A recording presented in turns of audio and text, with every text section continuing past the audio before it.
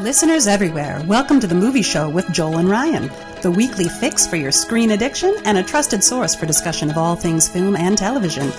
Please keep in mind that for the purposes of this podcast, Joel and Ryan are not acting as journalists, but rather fellow moving picture enthusiasts. All of their opinions should be taken as such. Also, please be warned that while Joel and Ryan may seem like petulant children, they are, in fact, adults who may occasionally use adult language. While they promise to bleep out all the worst words, it's a good bet you will still understand what they were saying. And now, with no further ado, here's Joel and Ryan.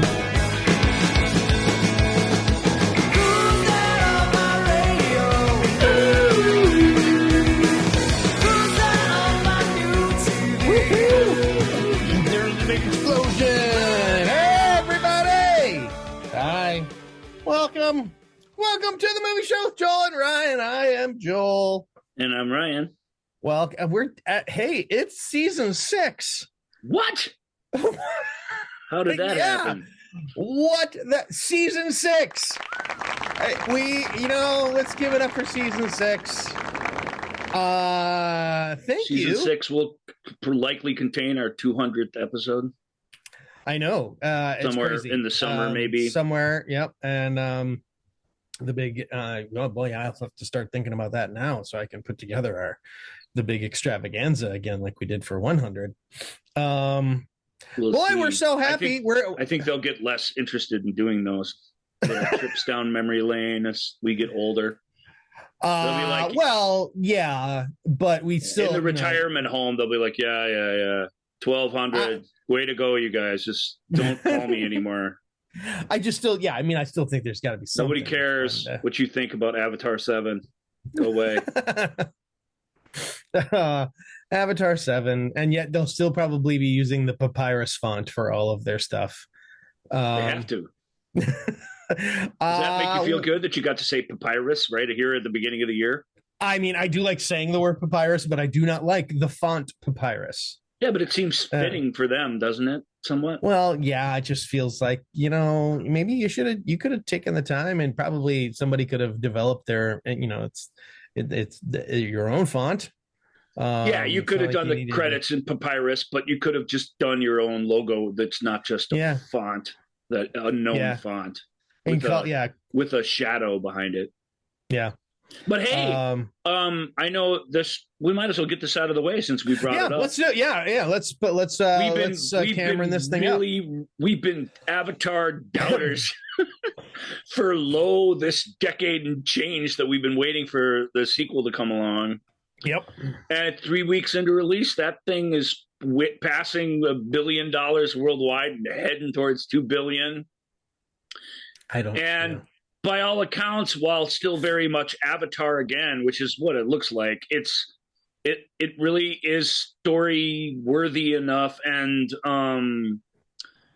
just well crafted enough that it's still carrying people away. There's not a lot of people. There's less people, which is stunning to me, complaining about Avatar 2 out there than were Way of Water than were about Avatar 1, which was a film that had a lot of what is this kind of reactions to it. It's weird. It's what we said all along. It's like it's since I don't know how long it's been since True Lies or whatever, since Terminator 2.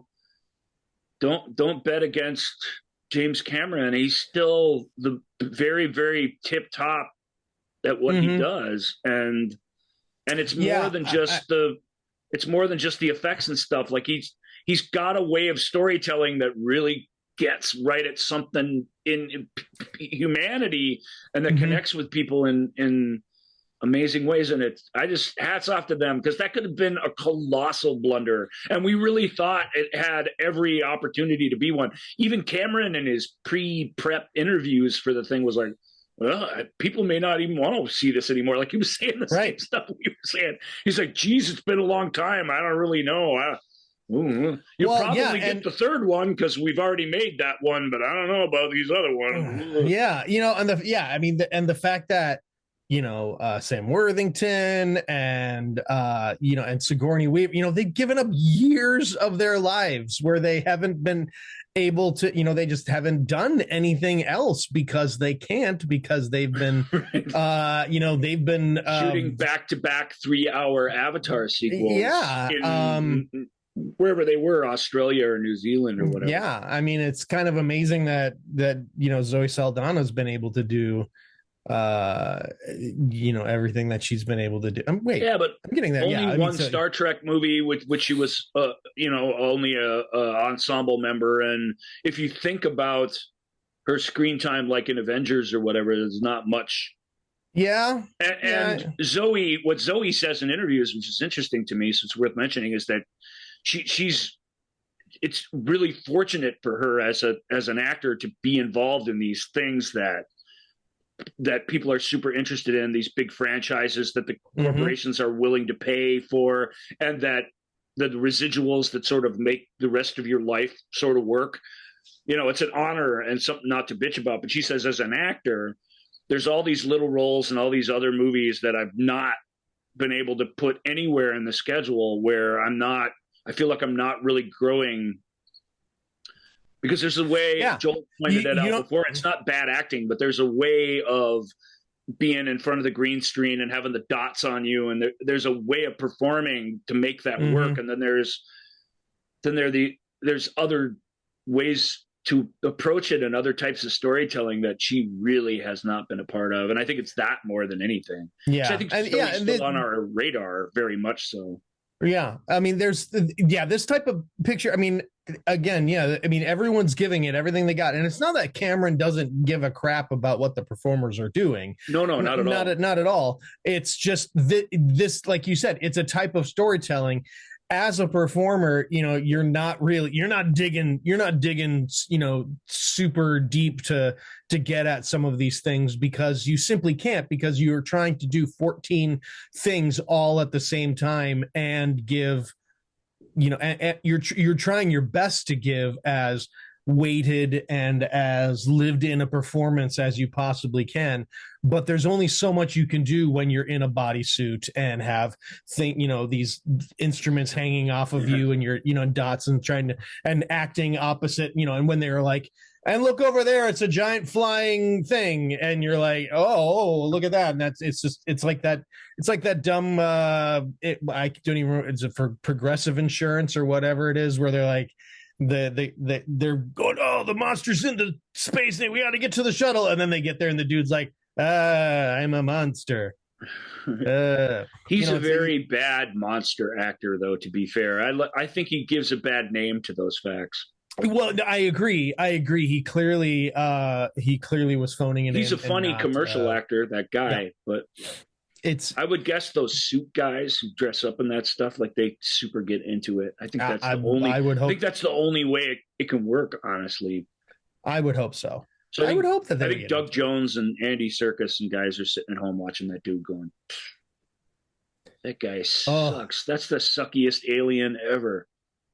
Andy Serkis. I'm just man. Yeah, I just was thinking. We had talked before we started recording the podcast. We were mentioning a couple of the other shows that are out there right now, like Andor and Willow and things like that. And Ryan hasn't had a chance to sit down and watch Andor yet. Yeah, he's been watching movies. Yeah, but Andy Serkis is really great in Andor. Is he? Super. He's fantastic actor. Such a good actor. Yeah, such a good guy. All right, well, folks. Well, again, so that was I know we had a little tangent on Avatar. It has nothing to do with the Oscars, although maybe next year's Oscars. But Avatar, it seems it is. The report card has come in since we've been off, so it felt like we should acknowledge it. It's on its way to being. Probably not domestically the biggest movie of the year. I think Top Gun will hold that down, actually, because that really was a phenomena earlier in the year. But it'll get close to that, and I think globally it'll probably surpass it by a touch. And that's as well as they could have hoped it could have gone. Yeah, I think Avatar. Yeah, I mean, Avatar will do. I mean, Avatar is made for a world audience. It's not. It's not a summer movie where the next summer movie is next week. It's going to have all of January and all of award season basically to itself. Yeah, there's some things coming out, but nothing to rival that as a theater experience. I don't think. And it is. Yeah, and Ryan and I did not say that this thing's going to tank, it's going to suck. We didn't. We were firmly on the fence, going, so it is. Anything could happen. I got it. I will say though, I got to admit, I did not. I thought it was going to do well, but I did not expect it to be pulling in the kind of. I mean, and again, it's one of those movies that's kind of review proof, which is why so many and when reviewers know that it's a review proof movie, that's when they'll try to pull out their best, like, this movie's crap, and try to we haven't seen a lot of that though. A little bit. A few people don't like it. It's long. I mean, there's overkill to it, overstimulus, if you will, but. The critic rating on it's not as high as the audience rating as you'd expect, but it's up in the high 70s, low 80s. That's good. That is really good. It's that high. I didn't even realize it was that high. But I mean, I know on Metacritic, I don't know what its tomato rating is, but I would think very high, because I think even if you only like it a little, to not like it is to take a big leap toward just denying the thing what it is, which is giant event cinema. And its tomato rating is 77, which is great. Yeah, I mean, that's for a movie like that, that's really good. Yes. Wow. We haven't seen it yet. I'm still have an aversion to going out to the theater, and I've been watching last year's movies and a bunch of things to get us going here in the new year as we look back. And what do we always start the year with, looking back at? This year is no different. We are going to go ahead and take a look at the Academy Awards from last year. Benefit of hindsight edition. Yep, our 2020 look back to see did they get it right? And if they didn't, where did they go wrong? And also, it's also fun to see, even if they did get it right, does that movie have staying power? Like, are we still talking about that movie a year later? Hey, and which is always do something funny. Oh boy, because you made me think of something. I don't know what year it was. I'm not going to look it up. Joel doesn't need to look it up. It's not important. But I believe it was the first Alt Oscars where we did the whole ceremony. I chose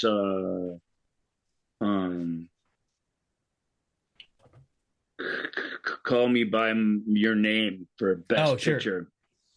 That was the year The Shape of Water won Best Picture, which, while we both like Shape of Water a lot, neither of us, and hardly anyone I ever come across, thinks that was the best picture of that year. It was one of those weird ones where all the movies were kind of the same-ish, and I think it was picked because of it's so unique.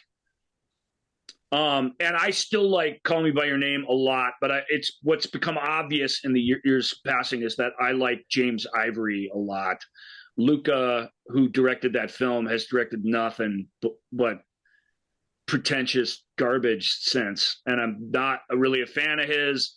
And to the point that I'm going to go back, and I really like the emotional experience that Call Me by Your Name took me on, and I still do. It was an emotional movie. That's what I was so taken by, and I believe I knew that at the time and explained that to y'all. I'm just going to emotion wins the day. This is the movie, but I am also have a brain. It's not all just from the gut, Joel. And the more I think about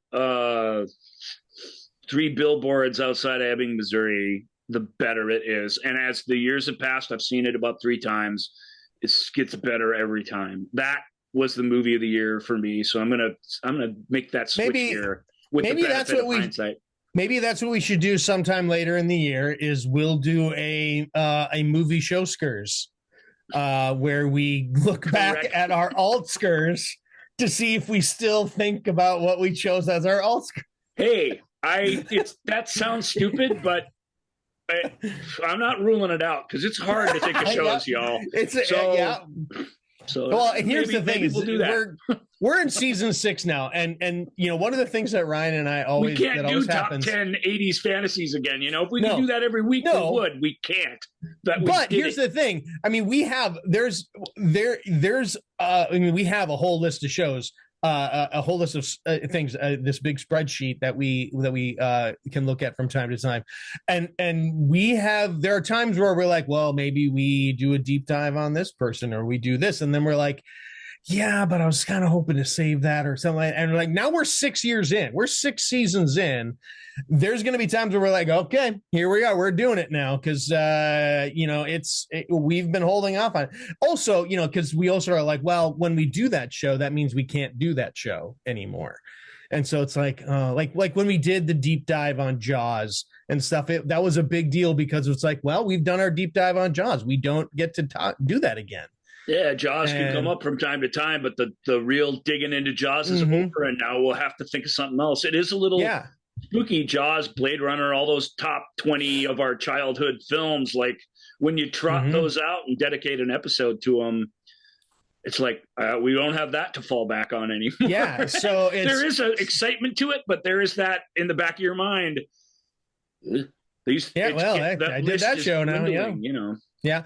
And so, but there are, and we do have an extensive list of things that it's like, oh, that's going to be a fun show, we need to do that. So that'll be a great show sometime. We've had some great suggestions that are difficult because of the breadth of them. Yeah. Best adaptations from books, or your favorite book adaptation and your least favorite. And that's some great ideas, but they're, and think of the movies out there that have been adapted from books. There are millions of them. I don't know if millions is right, but there's so many that it makes your head spin a little bit to even get started on something like that. But it doesn't mean it's not a great idea. But even like our best cameo, or your favorite, the number of really amazing cameos that have happened in movies that have like changed the way you look at that movie, and it's like, oh God, okay, I actually got to think hard on that one. And I hate cameos, by the way. I know, Ryan. Yeah, but still, but even to do a show on cameos, that takes a lot of thought to go through, because there are jillions of them, and Yep. And I don't hate all cameos, but as a thing, I'm anti-cameo pretty much. I think what you get out of one compared to what you take from your thing by having one is huge. It's a big gap usually. Yeah. But all the more reason to see if you can find the great ones that are worth it, because there are some, no question. But that's not this show. This show is we're kicking the year off. We have to get going with this show, don't we? Yeah. Well, we were wondering if we were going to have with my buddy Joel. Because that's also the thing is Ryan and I, it's been the holidays. We've been off doing family things and other, and I started a new job, and Ryan's working hard, and Ryan's got so much stuff coming up in the new year. He's going to be a very busy little bee. And we might even get the Joel solo show. I'm just saying. But so anyway, that would be a show. What are you going to do? Yeah. You're going to put the Ghostbusters thing around my name on the logo or something? I would never. When I did my solo show, I did not have the benefit of graphic support. I had to do it all alone in a lonely room, speaking into a microphone, not knowing if anyone was listening. It was very scary. I always thought that I was going to go through and do the movie Victory, but just the game, and comment on the game as if I were watching it live for the first time. That's cool. But I sort of feel like we already, I had my chance to talk about Victory in the double feature episode. Pelé's passed away now. I don't know. We'll have to see if that's. We'll see. Rest in power, Pelé. You inspired as many people as any athlete that's ever existed, truly, and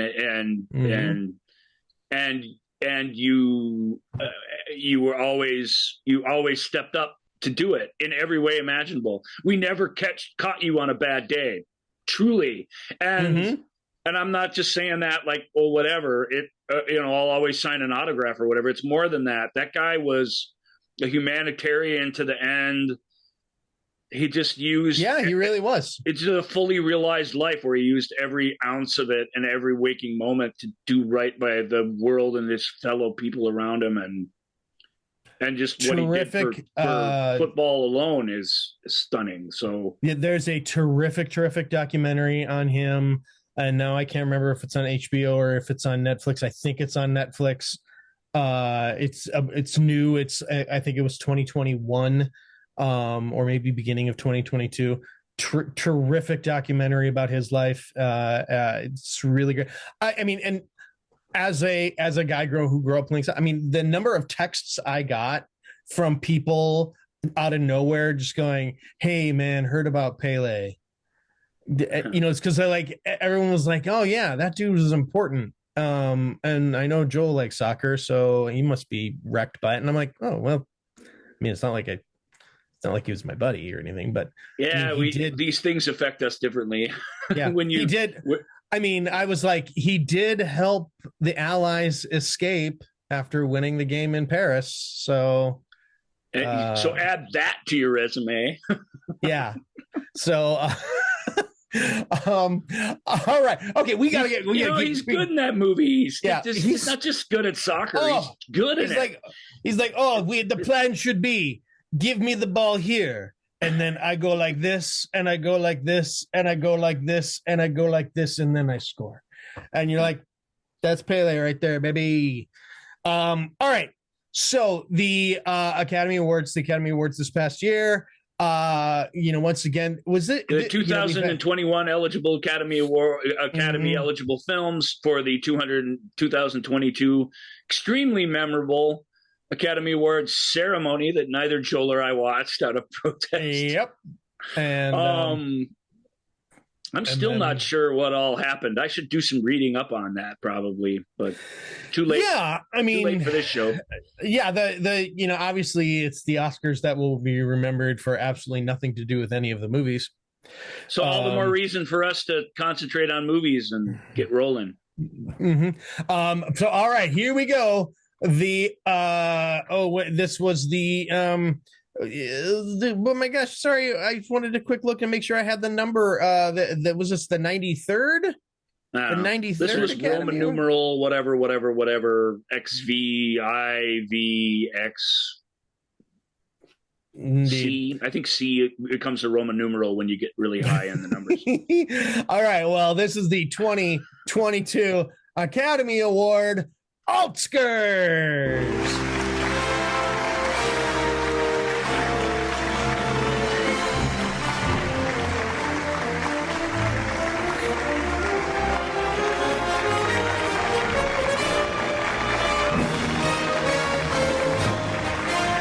I was thinking, in solution to your problem of finding a shingle, maybe every show we can just hold a pose for really long that we like. And like right at the beginning or something, and see if it then will pop up, and then you won't have to go digging for one that looks true. nice. That's a little sorry to do that as an inside baseball thing, guys, but we're trying to solve a bit of a chore here. And I know none of you listeners know what we talk about because people don't watch the YouTube feed of this. So, but I love to. But it's there for you anyway. It's like a loyal pet that you ignore and neglect and betray. It's still there for you when you need it. The YouTube videos. It's there. And I like doing it. I will continue to do it. And that is the way. This is the way. Well, enough of that. We got these movies are going to be hard to talk about, so let's. Okay, so we're gonna go in alphabetical order. Everywhere I see them listed in alphabetical order, I normally like to finesse the order, and Ryan wants to discuss. That's true. But for this, that's like I do it in an order where that caters to me and my feelings. But this is purely objective in the order. Alphabetical. How many nominees were there? Were there all 10 or were there 9? I can't remember. 9. This was 9. So if there's another movie out there that you love that didn't get the love, there was a possibility for it. On this list. And friend of the show Brian did bring up one. Friend of the show Erica also brought up a movie that they felt Brian's was nominated. Erica's wasn't. Erica's no, Brian's wasn't nominated. Really? Or did I am I losing my mind here? Maybe I forgot to put it on there because I thought it was. Brian made me want to take the high road away from the Hollywood blockbuster. I feel fairly certain that Brian's suggestion will get to it when it comes was nominated. It was nominated. Oh my God, I can't believe 10. It was 10. This was 10 movies. And not only that, the one we just added to the list that wasn't on it, it was a big white whale movie too. Yeah, which I enjoyed thoroughly. That's an embarrassing way to start out season 6, Joel. Good job. No. All right, so we're going to start off though with a little Irish film called Belfast. A little black and white Irish film. I don't know if you guys know this, but friend of the show, Rob, who's been on this show many times. I'm familiar with him. Yeah, Rob sort of likes himself some Kenneth Branagh. Rob will even defend Sleuth for you if you get a couple of drinks in him. And it's no surprise that Rob was nice enough to comment on Facebook and tell us that he would have he does say my vote unsurprisingly. Let's let Rob kick off. I mean, Belfast. Great. Let's do the synopsis of Belfast so people understand what it is. It's a young boy and his working class Belfast family experienced the tumultuous late 1960s. Here's what Rob had to say about it. My vote unsurprisingly would be for Belfast. I always gravitate towards films that feel as they could only have come from that director. And this was a very personal film for Branagh, and that comes across. Much like the way you sense Del Toro in every frame of The Shape of Water and Cuarón's Roma. Cuarón's heart itself in Roma. You feel Branagh in every shot of Belfast. It's not the most epic or universal or technically dynamic film, but it is filled with heart, drama, and humor. Yeah, there were a bunch of movies that came out. The movie it reminds me of is Hope and Glory, which again was a very personal film by John Borman about a little boy growing up during the Blitz in London. Mm-hmm. Sure. And it's the same thing. Little boy, finding his way in the world, and during what do they call it?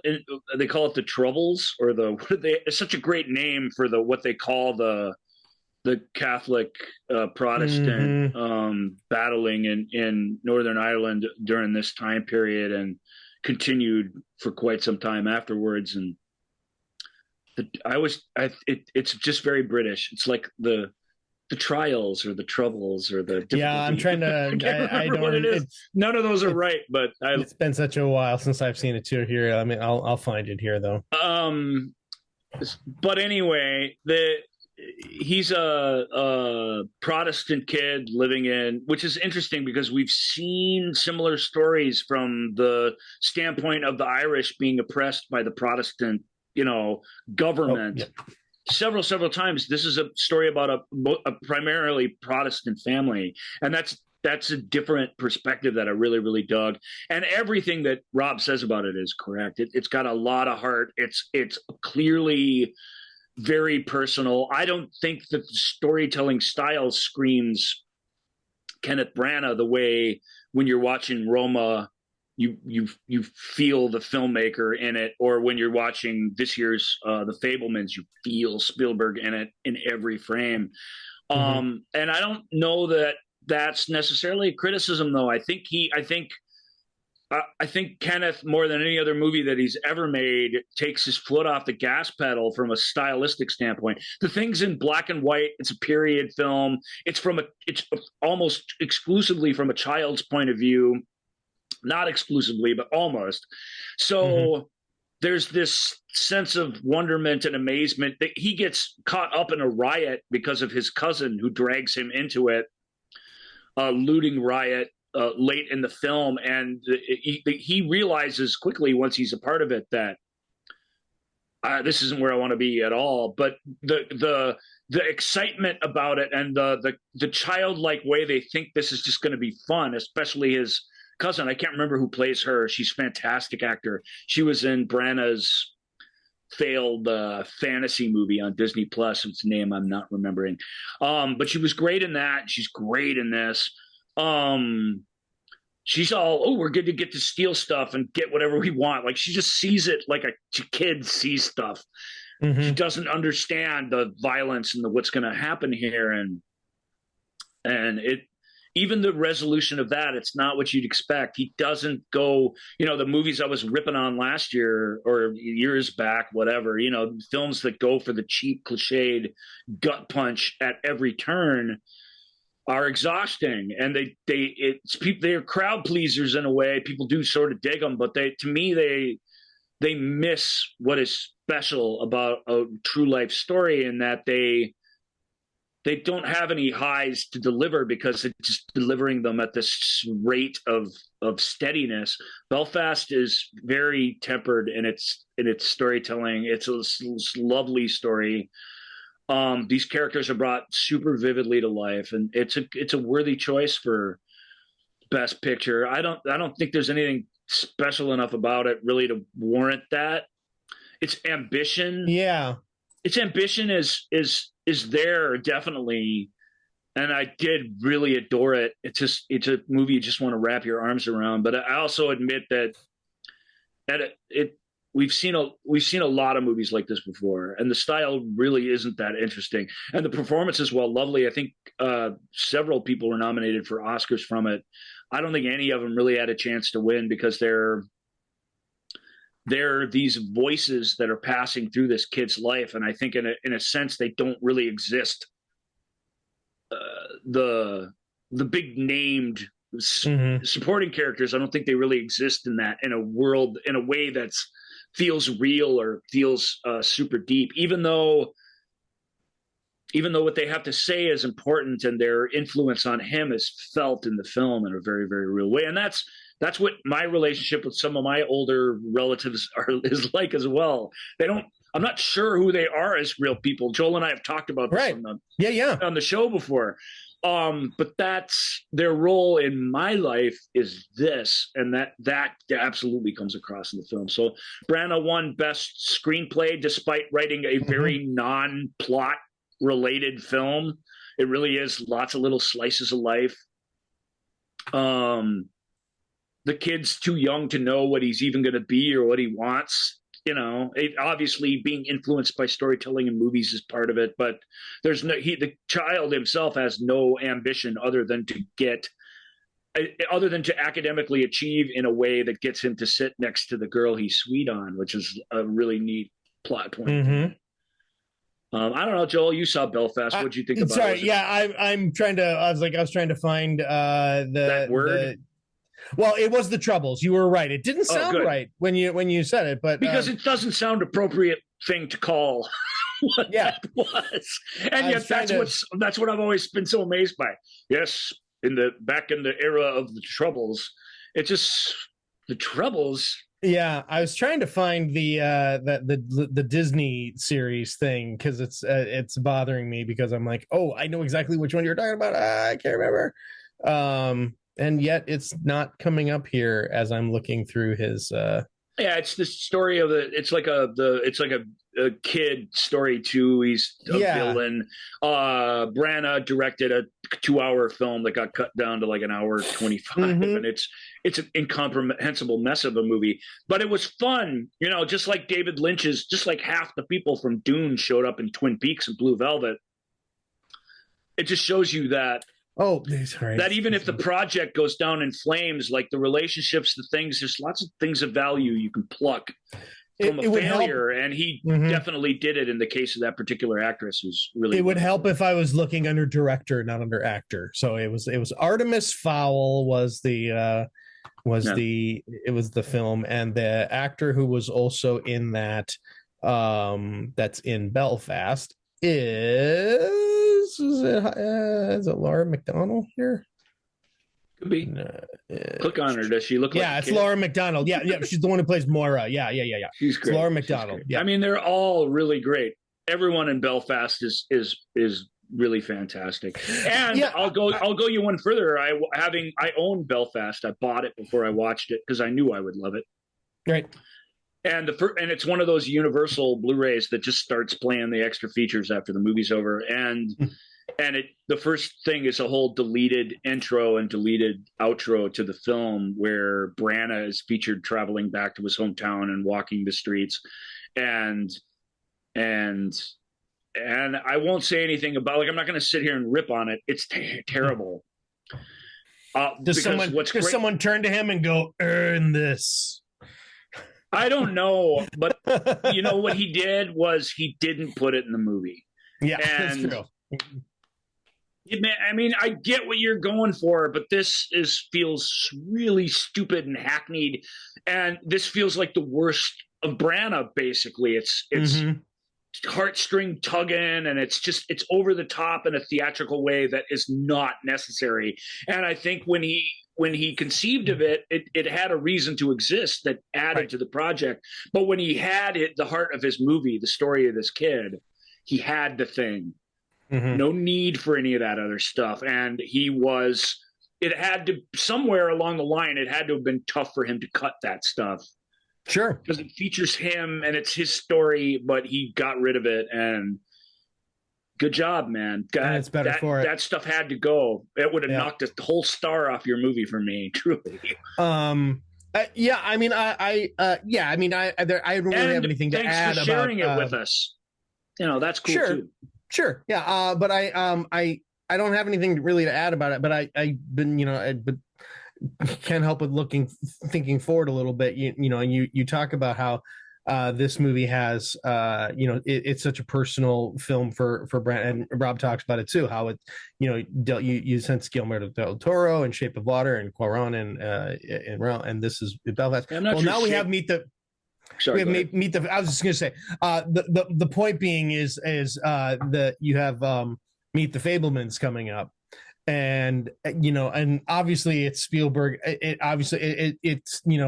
got it ticks all of the boxes for an Oscar nominee, so that's probably going to be nominated for an Oscar. Will that? It should be. Yeah, and I haven't seen it yet, but it'll be interesting to see is that how do the Academy voters do they embrace that, this is Spielberg, because it's Spielberg is, I mean, Brennan's great, Alfonso Cuarón is great, but Spielberg is Spielberg. Right. And our audience is gonna go, you know what, we're gonna this is old Steve giving us his goods here. Let's get, so it'll be curious to see if how that is this sort of very personal film told on a kind of a bigger scale, how that ends up being received this year. Slightly bigger scale than Belfast, but Belfast is such an intimate little thing. It's somewhere between Belfast and Roma, probably, in terms of scale. And I get what you're saying about Shape of Water. I guess that's personal, but I'm not feeling it. I was just quoting Rob. I know. I'm arguing not with you. I'm arguing with Rob. And I'm not here to defend you, Rob. You feel Del Toro and everything he does because it's so hyper stylized, and all of his movies feel like they take place in his own mind. But have we seen the super personal one from him yet? I'm not sure that we have. We'll see. Maybe later in the show when we talk about when he comes up again, maybe we'll be talking about how that's his most personal. So. Better get to it. Hey, anyway. But Rob's right about Belfast, and that screenplay, even though I'm not sure the screenplay is all that great, it's brave. It's brave to just get those memories down, to put them in some kind of order, and to let them be. That robs the thing of an engine, but it fills it with reality and believable life and verisimilitude, and that's what the film has. Heart, just like you said. Neither Joel or I picked it, but really, I can't imagine anyone taking the time to sit through Belfast and not caring about those people and caring about that story, and that's what it's all about. I am realizing real quick here that we didn't have these in full alphabetical order. which I can put them in alphabetical order, which means that we would be talking about Don't Look Up next. Do we want to go ahead and do that? That's a little programming meeting. Yeah, they're all in alphabetical order, except that we saved the winner for last, which we always do. Sure, so, yeah. Full disclosure. The not our winner, but the actual winner. We always save till last. We can talk. Sure, we can do whatever. I don't know. I don't care. Yeah, well, let's just as long as we don't leave any out, Joel. No, and look, like Brian's favorite, for example. Well, I also, and this the movie that is up next in the nominees alphabetically is Don't Look Up. Adam McKay's Don't Look Up. Maz, actually, he's like a friend of the show, Maz. I did like Don't Look Up. One funny throwaway line was when the president said, "We will get our Ivy League people to double check your work." So he also really liked Belfast. Belfast was very relatable to me and funny in that odd way Europeans find black comedy bleakness amusing. So I want to make sure to get. Yeah, but Belfast isn't. He's not saying it is, but just so you know, Belfast is not a black comedy, but it is a tiny little family story going on amongst this upheaval and conflict and every other word other than troubles that I can think of that explain the neighbor against neighbor and all the religious tension and stuff that's going on and all the outright violence and carnage that's happening in the world around him, and that innocence surviving amongst that. It's what made me think of Hope and Glory. I like Belfast better than Hope and Glory, actually, quite a bit. But the same thing. It's a kid finding a way to be a kid in this time period where upheaval is crazy, and it's not because of his stick-to-itiveness or the indelible human spirit. It's because that's what kids do. That's the miracle about them. That's why it's a universal story that anyone can like, even though the accents are unique and it's wonderful. So sorry, I didn't mean to go back to Belfast, but no, that's right. So Don't Look Up. Yeah, whoa, let's jump into that. Okay, so Don't Look Up. Don't Look Up is actually my pick for best movie of the year. Read the synopsis real quick. Okay, yeah. So 2 low-level astronomers must go on a giant media tour to warn humankind of an approaching comet that will destroy planet Earth. It is my pick for best movie of last year, despite me not really liking it all that much. To me, it's Adam McKay. Written by Adam McKay, superstar cast, Leonardo DiCaprio, Jennifer Lawrence, Meryl Streep, all these things. It's fine. It is, so the movie itself is a cynical look at what we would do. We're when this movie was made, we were still, in a pandemic and everything was, and things were bonkers and bizarre. We've just gotten out of. It was a movie that hit the zeitgeist of COVID, even though it's really, the movie's a metaphor about global warming. The same problems in coping with what those things are were not all the same ones, but a lot of the same ones were built into each thing. So he really came out with the movie at the time that represented what we were all going through. Yeah, and so that that makes it frustrating to watch. There are times where it's it's trying to be very funny, and sometimes successfully it's funny. But it is occasionally super funny. But it's also really mean and really smug, and it absolutely I would even lead off with smug. It's really preachy and smug. It is smug and condescending, and it reeks of look how clever we are. And that is those things that I'm saying in such a very disdainful way are exactly why it should have been the best picture for the United States in 2020 for 2021. Yeah. I mean, we were living through a smug and condescending age, truly. Correct. It is absolutely a perfect encapsulation of everything that we we were going through, had gone through, and continue to go through at this very moment, when you have people, and I don't want to get political, but the fact that they're can't even vote on a Speaker of the House without trying to make it some sort of clever, and look how interesting and clever and kooky I am. And the Don't Look Up movement, the Don't Look Up movement in the film, it was literally, there's a meteor, you can see it in the sky, it is coming right at us, and the only way to reasonably deny its existence and call it a conspiracy is to not look at it, even though it's right there. And that has a extreme cleverness to it that is kind of awesome. I mean, it really is true that in its construction, it's clever, but then the movie goes ahead and makes sure that look at how clever we are, that we're doing this. Hey, look at me. I'm funny. I've made movies before. I'm much more clever than you. I know. This is your movie. Don't forget. Don't make me argue for it, because I fucking hate this film. I know, and I hate it too. I did not like it at all. But I hate myself for picking it. And look, and I said this to Ryan. And when I mentioned this to Ryan, that this is what I was going to talk about during the show. Yeah. I don't like being cynical on our show. This is something that Ryan and I, we love movies, and we want to celebrate movies, and we want to talk, but like we talk about empathy and how important empathy is for us. This movie has no I mean, a couple little tiny moments where we're trying to empathize. Melanie Linsky taking Leonardo DiCaprio back into their home is a stunningly moving thing to happen, coming at the end of such a turd of a film. But I'll just tell you, this is a perfect time for me to chime in. My issue and why I could never vote for Don't Look Up, even though it's all the things you say, and it was all we were talking about at the end of the year. When a film takes over the public conversation the way it does, you can't sit back and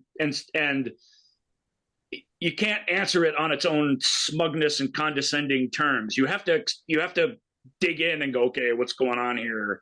I really think you have to do that. We both tried to do that. My issue with it as a movie is it's just a shittily made movie. It's a bunch of Funny or Die sketches just kind of strung together. And there is like a plot, which is funny, because some of it is really funny. Like it's as funny a movie I think as came out last year that I saw. And it does maintain a thread of humanity in its main characters throughout. I think DiCaprio and Jennifer Lawrence, even when the film doesn't give them any help, I think they find a way to get those characters through as people that are telling a complete story. And I usually say, well, it takes a village, right? You got to have good writing, you got to have this or that. There's some times when really good actors just know, hey, if it's not here, here's what's here. But if this isn't here, I got to figure this out.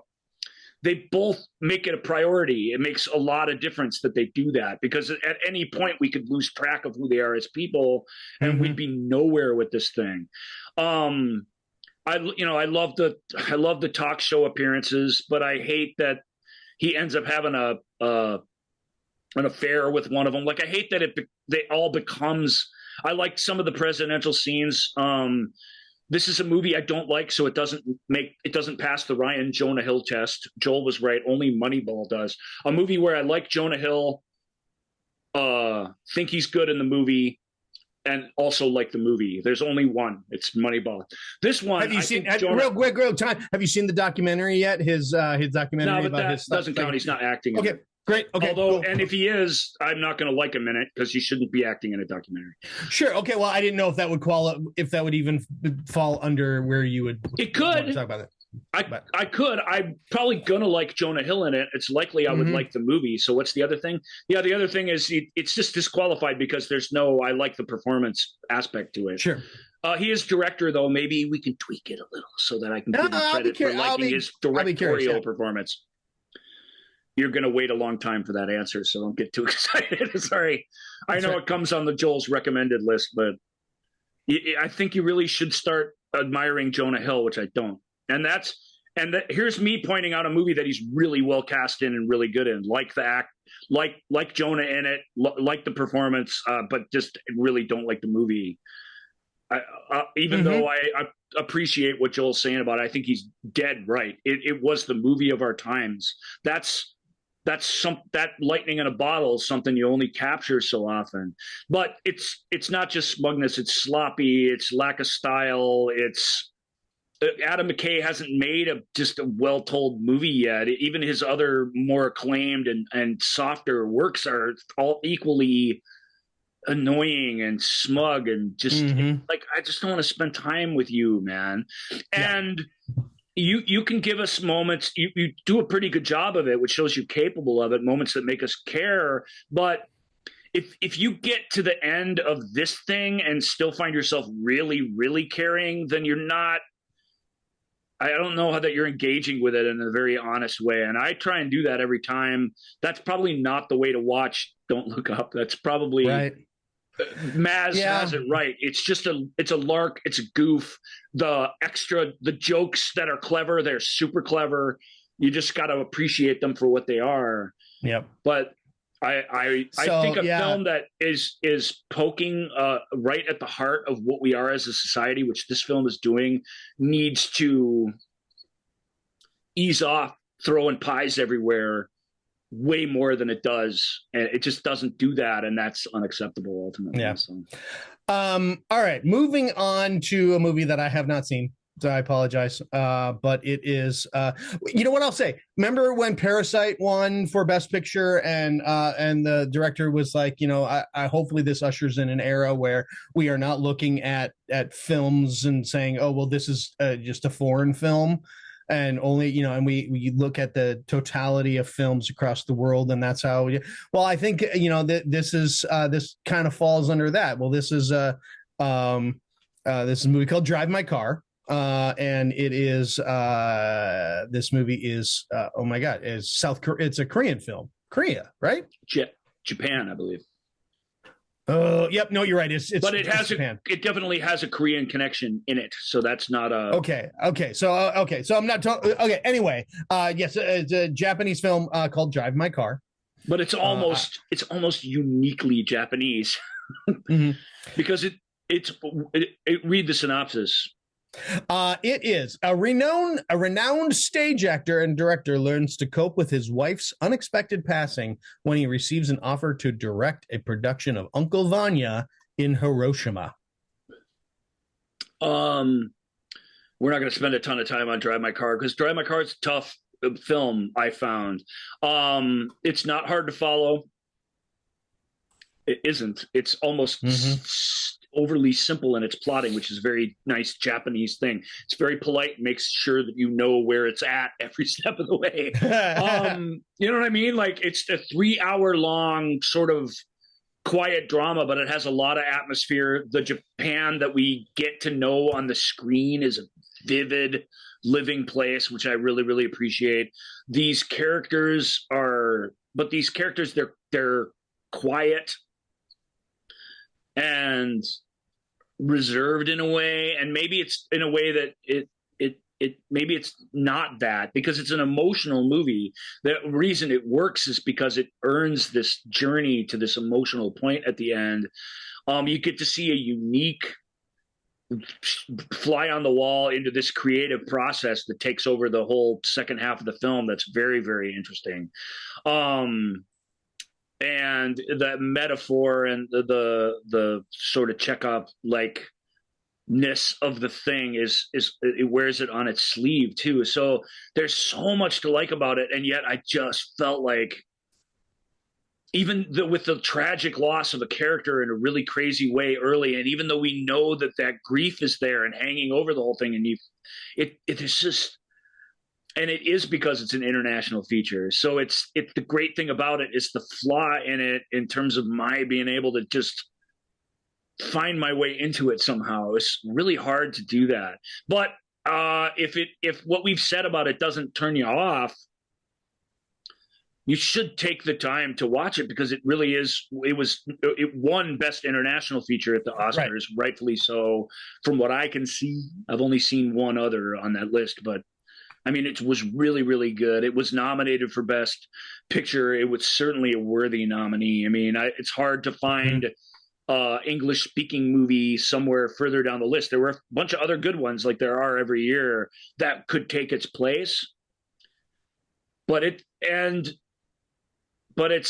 just felt more. It felt too much like a homework assignment. That's my failing, probably, and not the movie. I just feel like, what am I? You know, this is hard. This is a challenge. It's more than just, oh, I don't like reading subtitles. It's worthy exercise. You're being pulled into somebody else's culture, some other culture's way of storytelling, and you feel that the uniqueness of it. You know what I mean? There were parts of it. It's a weird It's a weird comparison, but there were parts of it that made me think of Tarkovsky's Solaris, which is a similarly quiet and insular thing where if you sit and say what happens, it sounds like a dynamic, dramatic thing. And yet the film's so internalized and so wrapped up so tight emotionally that you don't really get to go through all that until you do. The film really does sort of stick the landing, which makes it a rewarding experience. So I don't mean to hedge so much on Drive My Car. I feel like that film's better than me, and it got the best of me as a viewer in a way when I was watching it. I certainly appreciated it, and I feel good about myself that I got through it. But that's not it's not enough. Like you should. I wish I loved it more, and I wish I could advocate more for it because I really admired it a lot, I guess is what I'm saying. All right. Well, let's move on to our next film is just a small little independent feature. It's the little movie that could.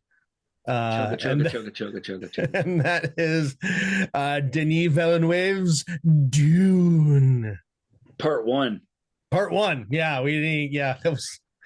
Didn't quite know it was going to be a synopsis for Dune real quick. A noble family becomes embroiled in a war for control over the galaxy's most valuable asset, while its heir becomes troubled by visions of a dark future. All right, let's hear Brian's punalicious. Oh, sure, yeah.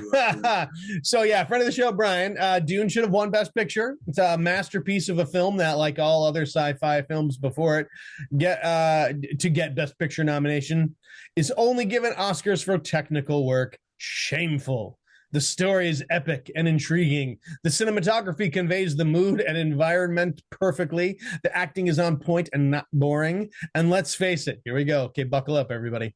And let's face it, Dune has more spice than if I asked King Richard to drive my car down Nightmare Alley in Belfast to the Licorice Pizza while listening to a coda of West Side Story on 107.1, The Power of the Dog, and shout, "Don't look up at the window, out the window at a passerby" when he got there. Boo! Boo to your terrible puns, Brian. How dare you?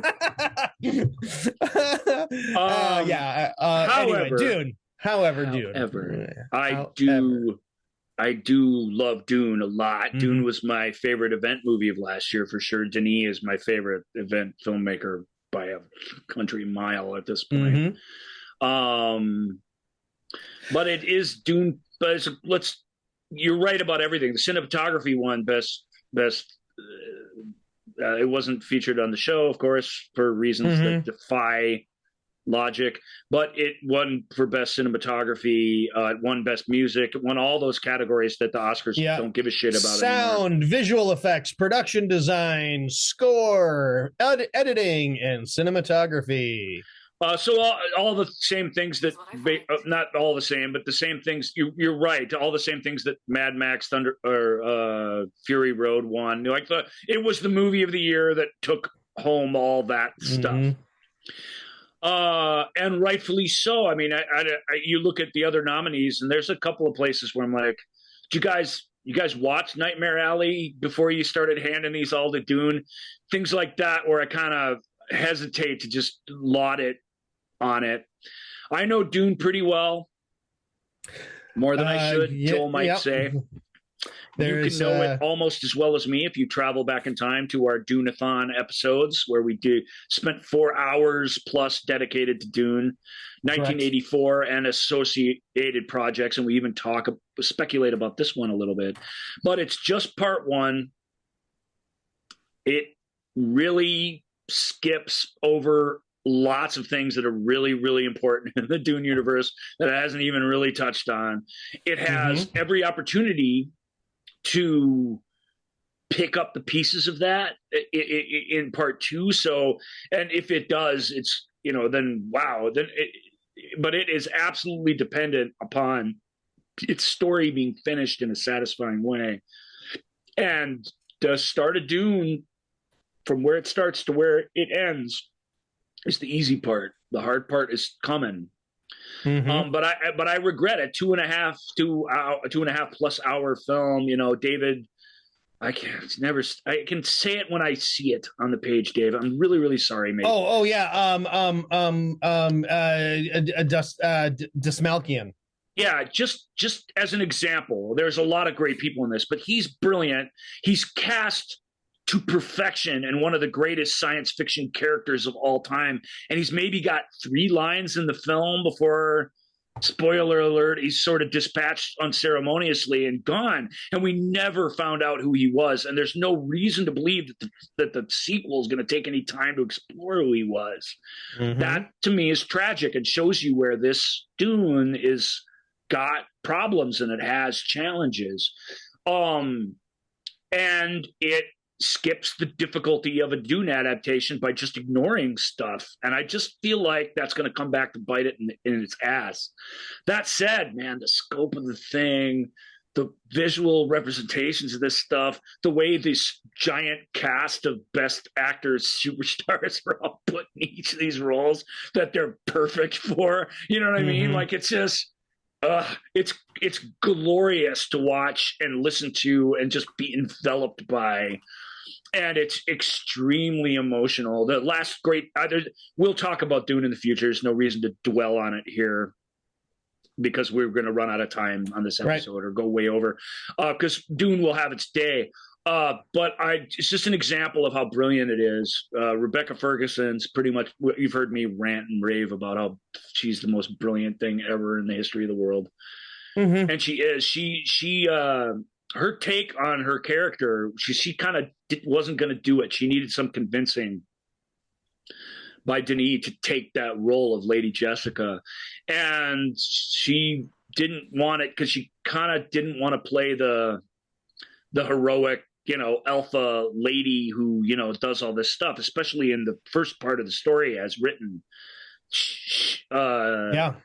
But when she read it and thought about it more, she came back to him and she said, well, that's fine, but I just want you to know right now that I'm not interested in playing up the heroic aspects of this character. I think her heroic and bravery, her actions speak for themselves. I want to play her fear and guilt about her role in all of this. And that comes across in every single frame in the film. And she's exactly right. When that character needs to kick ass or do this or that, that takes care of itself. You've got tons of great performers, tons of great technicians, tons of people bringing that level of specificity to a thing that is worthy of that kind of attention. Frank Herbert's novel is fantastic. So I loved it too, man, but it can't be great picture because it's just half a story. It's a little over half a story, and we just it's not enough. There has to be more. There's gonna be more, but it just doesn't sit comfortably as its own thing yet. We just have to wait and see. I reserve judgment, even though I love it. I want to see it in its totality. I want to see the whole story put together. I will gladly sit through all 5 hours. I'm sure it's going to be 5 or 5.5 hours when it's all said and done. I'll gladly do it. It's a great story, and it's like you said, the difficult stuff is coming up, but it's been these characters are especially Timothy Chalamet as It's quite a Paul journey. Atreides. It's not. Yeah, and he's doing it.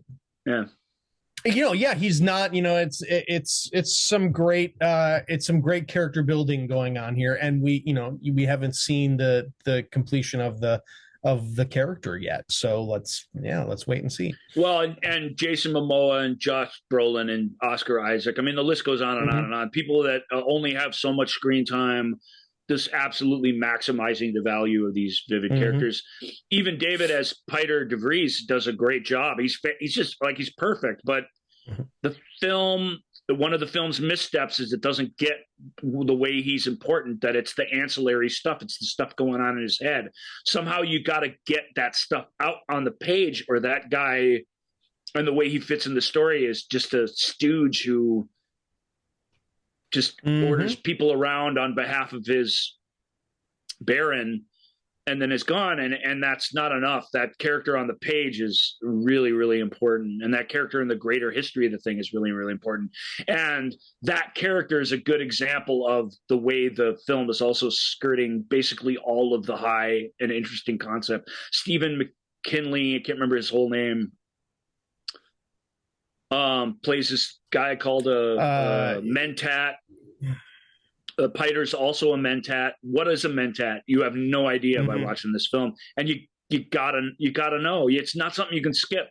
It's weird world building minutia that's difficult to get in a standalone film, but you got to get it in there. You got to get it in there. You have to know what these guys are and what they're doing and what their function is, what their schooling was. You don't have to go down the whole thing, but you got to get the hints of that out in the narrative somehow. It's what Lynch's film is most criticized for. He gets a little bit of everything in without fully exploring anything, but at least he gets a little bit of everything in. This film gets a whole lot of nothing, leaves it completely on the table. And I really do feel like if they don't find a way back to that stuff, they're going to end up with something that's not nearly as rich and awesome as it could be, even if it is pretty awesome. Hard to imagine them like boofing up the sequel. I'm not expecting that. I expect it to be awesome. So right. Stephen McKinley Henderson, just wanted to complete his name. Again, another great actor in a great role. Yep. Just so we honor. But his who work. is he? What's going on with him? You don't really know. Why is the whole thing that happens with him important?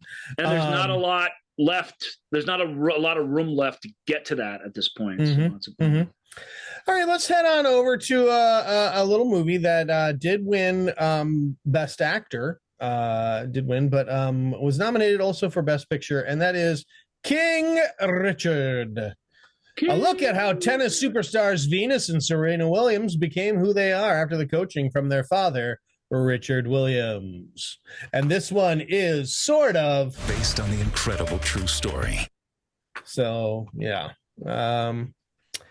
It's great. Yeah. It's a really great film. King Richard, we talked about it in last year's Year in Review, so this is another one where we don't have to spend a ton of time on it. Even though this would be a nice place to do that, we really did discuss this film already. It's one of the best sports movies that you can see. Really, it really is awesome. And Venus and Serena Williams are such. I don't think I'm overstating it to say that in the world of sports and in the world of like inspiring personalities, they're godlike in certain parts of our culture. This film does a really, really good job of bringing them down to life and showing them as kids, and maybe we don't get to fully draw the line between these kids in the movie to the people that we know in life right now that are sort of nearing the end of their run as elite athletes in a really difficult and really individually pressurized sport. And Will Smith, who won Best Actor, is fantastic in it. It's such a great. When a movie star wins Best Actor, it's because that movie stardom is put in. It's still there in spades in this performance, but it's put in the service of something that's different. There was a lot of complaining at the time, will they make him too good or whatever? I think that guy's flaws actually are fully explored in the film to the degree that the film's willing to. I noticed that King Richard's other children came out against the film. They were the highest critics. They're like, yeah, super dad, right? But not to me, not to my brother or whatever. Like, and they deserve their voice, I think, in that conversation more than just about anybody else. But that's well documented. I'm not going to get into that. All of these biopics, it frustrates me sometimes. And sometimes you just got to go with it. They all have that aspect to them, that stuff is being left behind. Stuff's being oversimplified. Characters from your life that are important are being combined. It's the only way to tell a bio film in a 2-hour and change time frame. And this was a really, really well-made human drama. Something special about the style or the making of it. But we've seen this movie dozens and dozens of times, and it's a formula that you don't have to work real hard to get right. There are very few sports movies that are hard to sit through. Even the mediocre ones are still very enjoyable because the dramatic formula is built into them already before you even start. And this film is a little more behind the scenes, though. There's a little different, and that makes it great. And I liked it a lot. I wouldn't have nominated for Best Picture. I mean, I still wouldn't. I just think it was really good, but I don't know. It's good. Really, really good sports movie.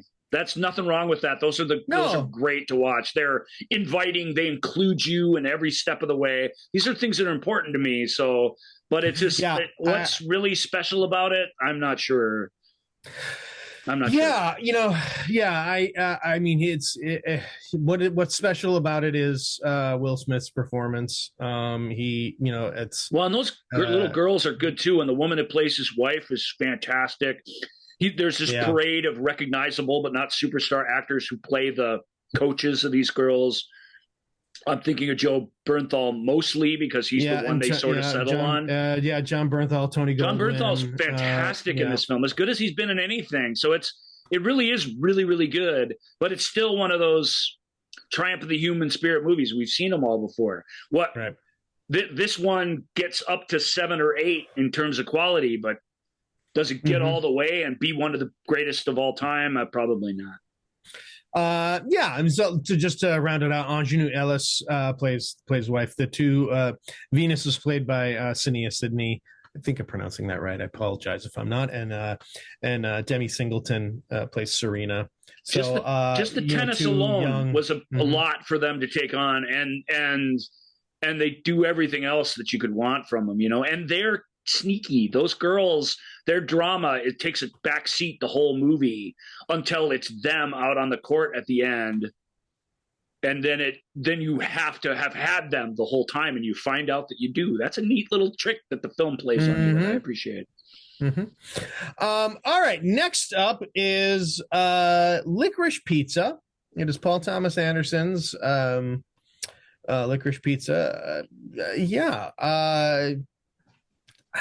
I don't know what to say about this one, honestly.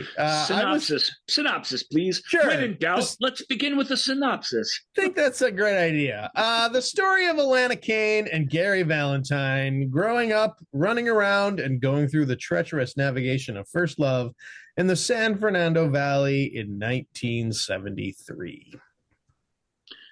Starring Alana Hayes, Cooper Hoffman, Sean Penn, Tom Waits. Paul Thomas Anderson is a unique dude, and he makes he is. And yes, he is. And yet I found that all of my big super we love Paul Thomas Anderson people out here, because I'm not quite one of those people, even though I really love some of these. The Master, I really love There Will Be Blood. Michael, friend of the show, doesn't think There Will Be Blood holds up, but that's an asinine thing to say about that movie. Doesn't hold up to what? Crazy. But but his last film, Phantom Thread, I found just completely impenetrable. I mean, I found it like it was it seriously was like a lead box of a film that I couldn't.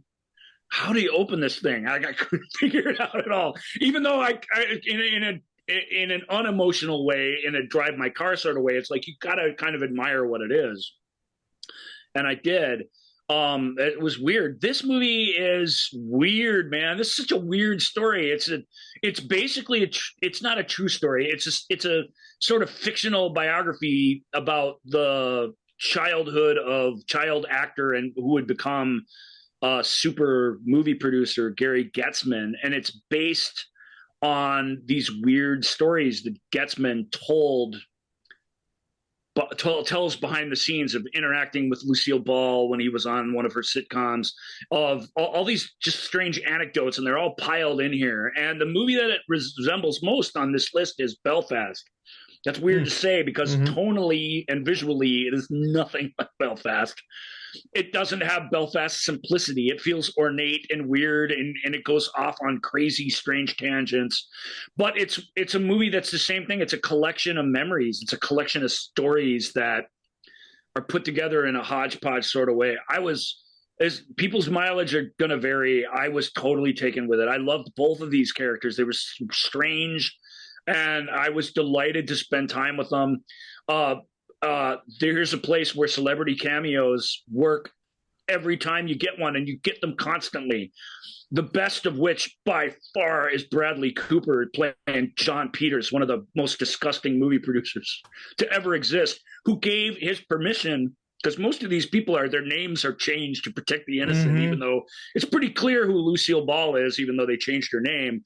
They still made a point to change her name and say, this isn't the thing that really happened. This is just this idea of a thing. Right. Peters was like, they went to him directly because he's still sitting out there in the same house that this took place in. And they said, hey man, this is what we're going to do, blah, blah, blah. And he's like, well, I wouldn't have done this, but I would have hit on her and I would have done this and that. So yeah, okay, you can use my name is basically what he said.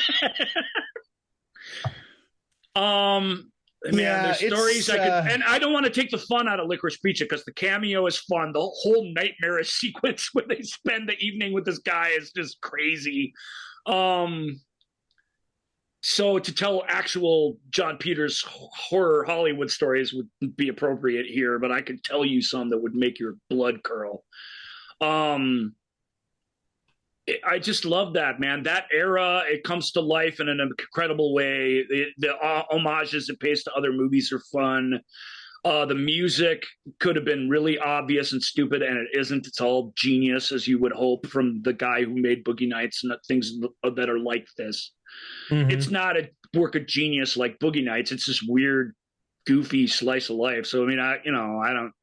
It's Best Picture based on PTA's reputation alone, right? Really. Sure, yeah. But I had heard how horrible it was compared to his other movies, and I don't know what you guys are talking about. I didn't think it was horrible. I just found it icky. It was icky to me. There's I don't know why. There's definitely an ickiness to it, but the relationship at the core of the thing, I think, really works. That's the key, because it's weird, and the way they interact with each other is odd, and yet. And the moments where they turn to each other, the moments where what devotion they have for each other are tested, they come through again and again and again and again. And I really dig that. And every stupid thing that I would normally hate, the lead woman is from a famous rock band that she's in with her sisters, and all of her sisters appear as her sisters in the film. Normally I would hate that. It's awesome. It's a first time, really, not first ever, but really first major screen role of Philip. Where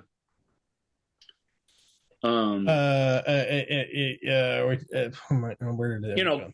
Mainstay actor of the late what's his face, who was in The Master and who was in Boogie Nights and stuff. Philip Seymour Hoffman. His son in his first film. Yeah, Cooper. Yep, Cooper Hoffman. And again, they had a hard time casting that because the actors want to dive into the specific thing and show you the goals and stuff. And this film, the way it is like Belfast is you get what this guy's schemes are, but what he's driving him is completely absent from the thing, other than just what's happening in each moment. And it's actually takes sort of a non-actor to make that live comfortably on screen. So I dug Licorice Pizza. I just thought it was really good. I don't know. I kind of know why people would like it. Joel said there's definitely an ickiness to it. Yeah. I mean, again, it's an ickiness to that era in Hollywood. That whole crazy sequence with William Holden. It's not William Holden in the movie, but it's clearly supposed to be William Holden, and with the motorcycle and everything. It's crazy. It's weird. That stuff with the guy who owns the Chinese restaurant's creepy and strange, but it's based on a thing that's true, and it feels so weird that it's real, and that's the magic of the film. Because these things are crazy, and yet they all have some basis in something that actually happened. That kernel of the world is a crazy, crazy place, and late 70s Hollywood is the craziest place of all, like totally comes to life in the thing. Sure. Let us move on to Nightmarily. Oh no, it's Nightmare Alley. So Garrett, I hope you didn't do that when you used the Flume system. Oh, it's not cool. Sorry, it's not cool to talk about that anymore. Guillermo del Toro, Nightmare Alley. Remaking Edmund Golding film from whenever 40s, I want to say.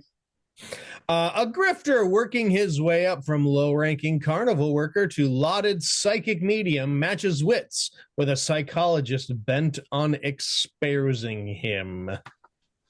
Bradley Cooper, Cate Blanchett, Toni Collette, and a cast of thousands. Rooney Mara, that's the other one you should probably mention by name. Yeah. Although Richard Jenkins is amazing. Richard Jenkins, Willem Dafoe is pretty good too. Willem Dafoe in the Willem Dafoe role. I mean, I don't know how good that is, but it's always a welcome thing to have. And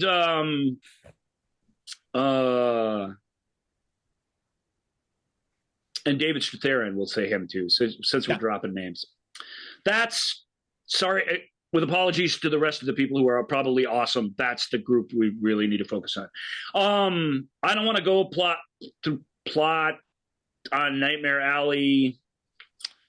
It's a renowned filmmaker and a master visualist and a master technical filmmaker remaking one of his favorite films from when he was a kid. It wasn't even new when he was a kid. It's older than that. This is a kid who, as a kid, was watching films that were way before his era and seeing what was amazing about them. And Edmund Golding, director of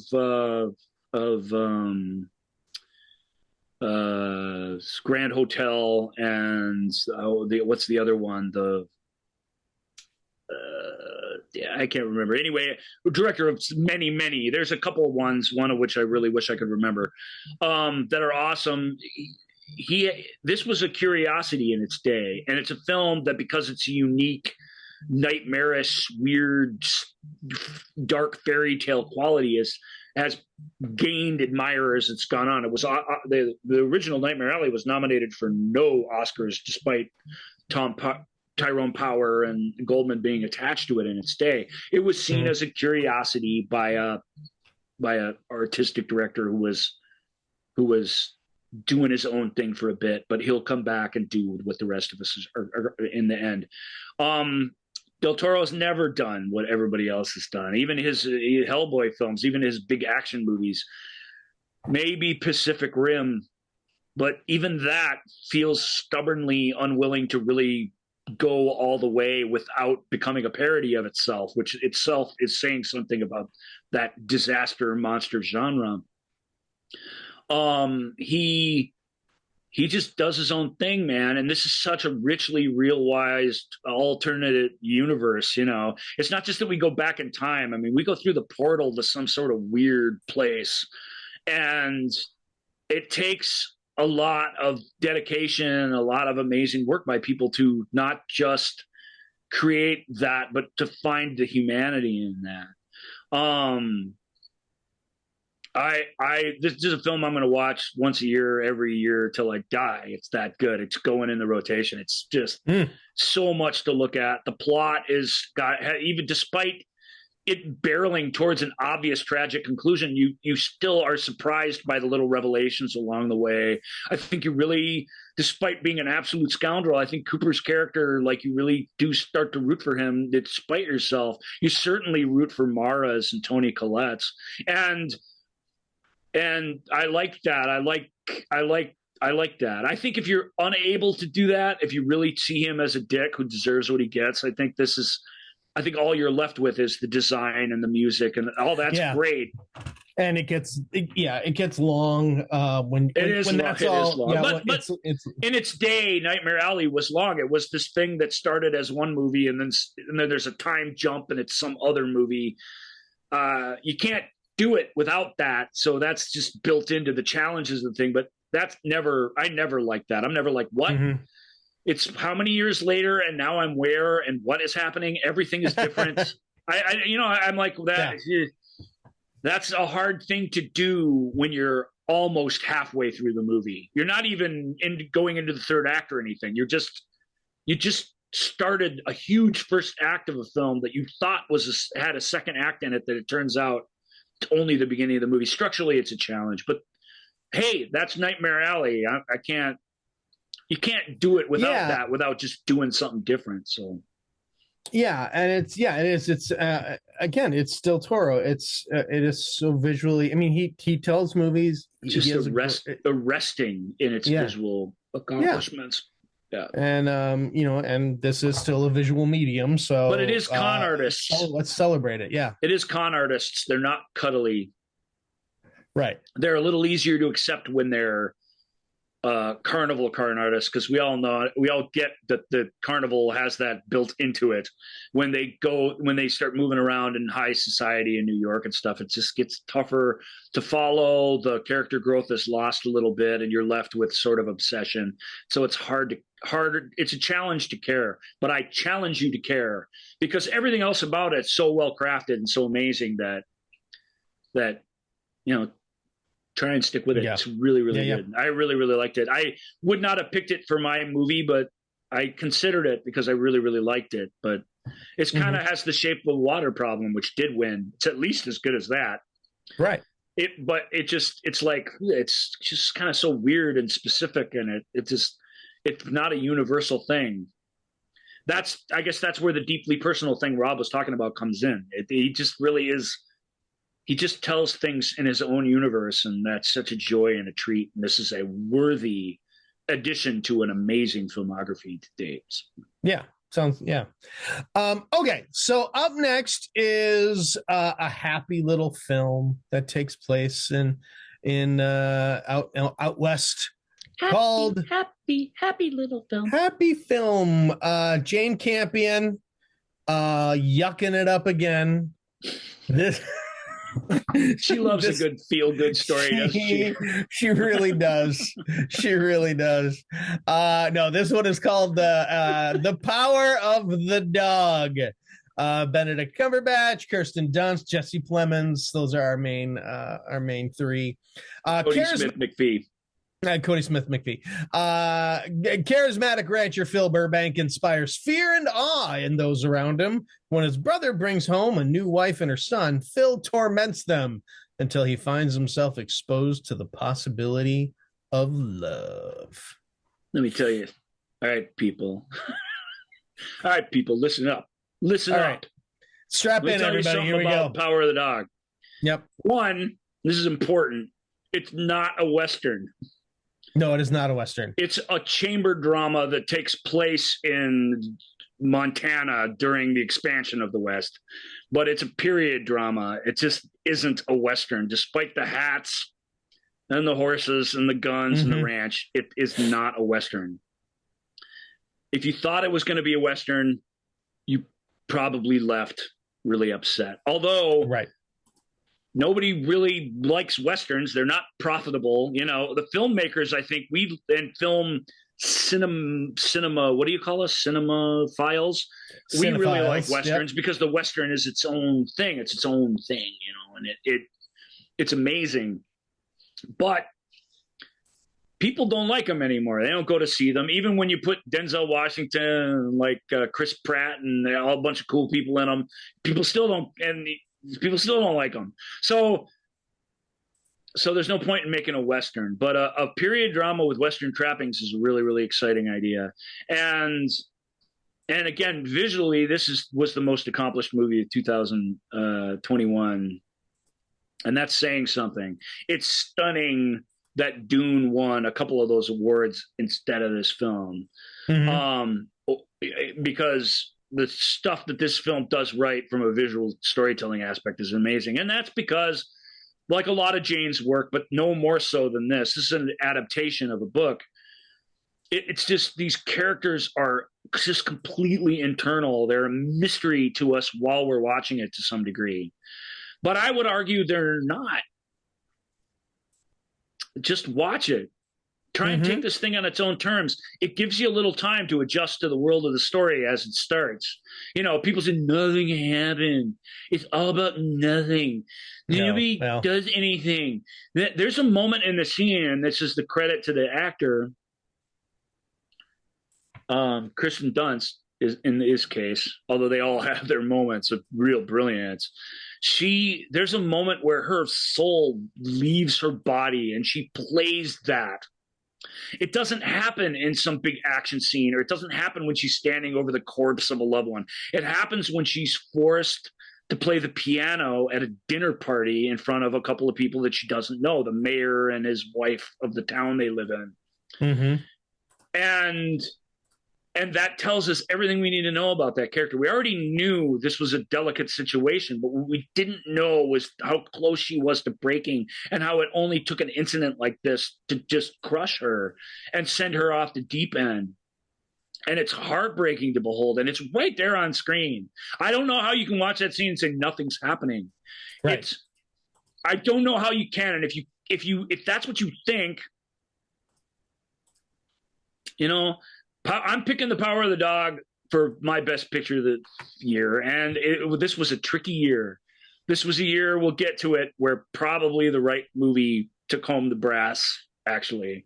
So Joel picking Don't Look Up, and me picking this, it feels like, take that, listeners, and take that, America.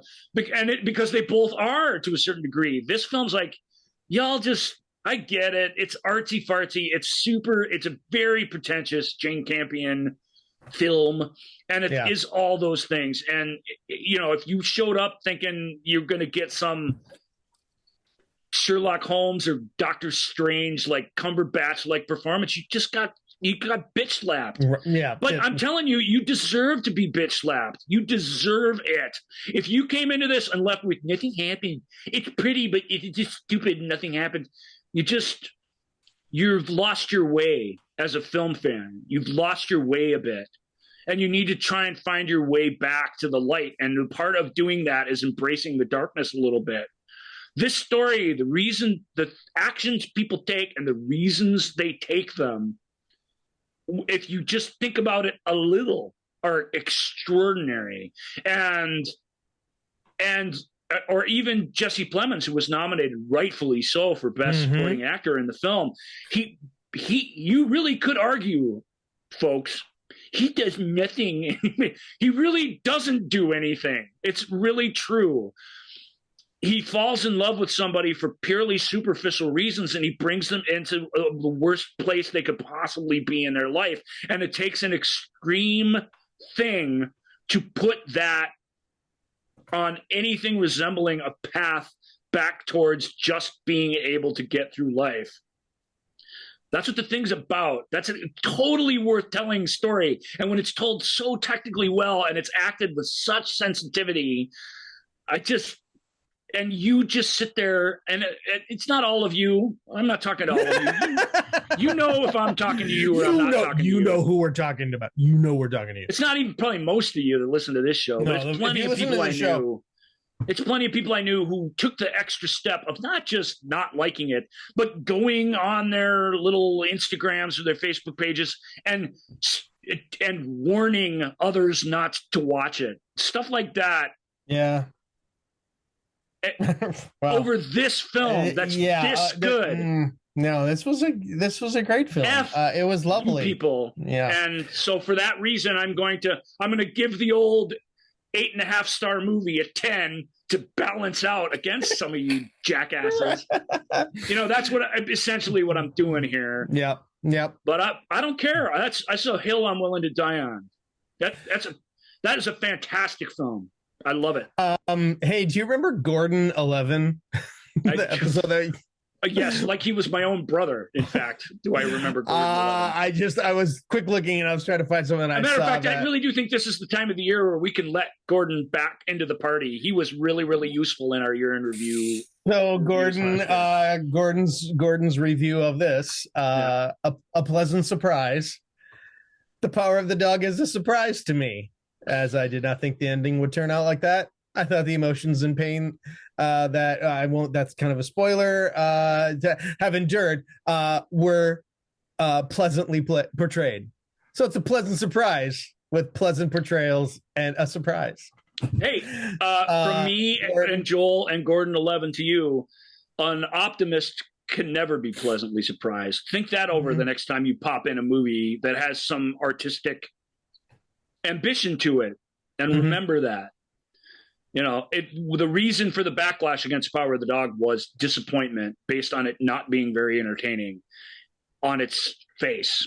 That's all it was. It was, I want to be entertained and you didn't entertain me. You made me suffer and I hate you for it. Or I don't want to suffer so bad that I'm willing to just ignore what's happening right before my own eyes in this thing. Yes. You made me feel. Or I don't want to feel, and you weren't even able to do that. You made me feel bad, or you made me reject you based on your wanting to make me feel bad. Neither is the first thing I can sort of understand. Hey, it made me feel bad. I am not going to watch The Power of the Dog once a year every year until I die. I'm just not gonna, because same reason I don't watch. It's not the same kind of film, but with the previously mentioned There Will Be Blood. That's a brilliant movie, but I don't want to relive that. If I'm going to go through that again, I'm going to sit down and do it for real. And it's not background noise. And I'm only willing to do that every so often, even though I think it's awesome. This is sort of similar, but that's my vote. All right. Well, and a worthy vote. Again, Power of the Dog. I'm not even a Jane Campion fan. Joel, you've known me ever since she's been making movies. Did I ever come on here saying how brilliant all her movies are? I mean, I don't. I watch them, and because I feel obligated to. But that I get that sort of. I got to go through this again. Yeah, you're not gonna. This was something different. This was something very, very special in her. Oh, did you miss our deep dive into Jane Campion films? Well, no, you didn't, because we haven't done that. No, we haven't done that. Yeah. All right. Next up is I don't want to rip on a filmmaker I admire a great deal and be negative about her and put the negativity out in the world. I wouldn't rip on all of it, but I'm not a big Jane Campion fan. I still thought Power of the Dog was amazing. So there you go. That's all. That's my point I'm making. Next up is the story of a community worker who is just trying to help the two gangs of kids try to get along. It is the story of a man named Gladhand who uses a school dance to try to help two disparate groups come together and find common ground, and almost succeeds until tragedy befalls. Tragedy befalls. That is how I choose to look at West Side Story. No need for plot synopsis on West Side Story. Romeo and Juliet in late 50s. And of course, we highly suggest you go back, listen to. We got a chance to talk an to amazing insider's look into the process of making West Side Story with Anna Isabel. Such a treat to listen to that episode. Yeah, if you've listened to it, go listen to it again. And it means that West Side Story is certainly a sentimental favorite of the show because we feel a little extra connected to that because of that experience. I think, at least I do. Yeah, I mean, here's the thing. I would have loved. I mean, do I think it's the best picture of the year? No, would I loved it if somehow it had won Best Picture of the Year? Oh my God, yeah, I would have been like, maybe. oh my friend is in the best. I mean, it's cool enough to just say I have a friend that was in a movie that was nominated for Best Picture, and I'm literally looking at a picture of her in the trailer on IMDb right now. She's like right there, and it's like I feel it's so wonderful, and so she's featured heavily in the biggest dance sequence in the thing, and she gets to be around for a lot of the big emotional moments. She gets to basically support best supporting actress winner. Yep, Ariana. What's her name? DeBose. Yeah, Ariana DeBose. In a role that Anna has like a connection with and knows very, very well, and that all that work is happening. She got to be one of the Puerto Rican ambassadors basically to the project, to Tony Kushner's script and the development of the thing. I mean, it's all there in that interview. I don't want to belabor that because we're out of time to get too much into West Side Story, and we're gonna come back to West Side Story when we talk about musicals, modern musicals, anytime we talk about remakes for sure. But sure. The real endorsement that it gets is that when the other filmmakers who saw it came out of it and said it's pure cinema, it's pure cinematic magic. It's everything about it is so well cared for and taken care for, and yet the thing never feels. I'm not going to use the term stagey because it feels super stagey. But it never feels stately. Like it never feels like it doesn't have a beating heart of its own going on within it, even though it's so meticulously crafted, and that you get the benefit of that as well. That's the magic of it. And you can see why Steven wanted to, he always wanted to make a musical, and you can see why this is the one he ultimately chose. Chose not at the height of his powers, though, chose before it's too late. And it does have that sort of hanging over it a little bit, too. The only thing I don't like about West Side Story is what I didn't like about it before I didn't see it. And it doesn't rise above this because it can't, which is that street gangs doing ballet moves down West 66th Street is 1957. It isn't today. Yeah. And as the effort to make this thing relevant today, to give it the proper ethnic representation that it deserves, all of those things are here. They've all arrived. They all benefit the production amazingly well. And yet it is still a product of the time it was created, almost more than almost any musical I can think of. It's so late 50s, 1961-ish, and it still is. And it still is.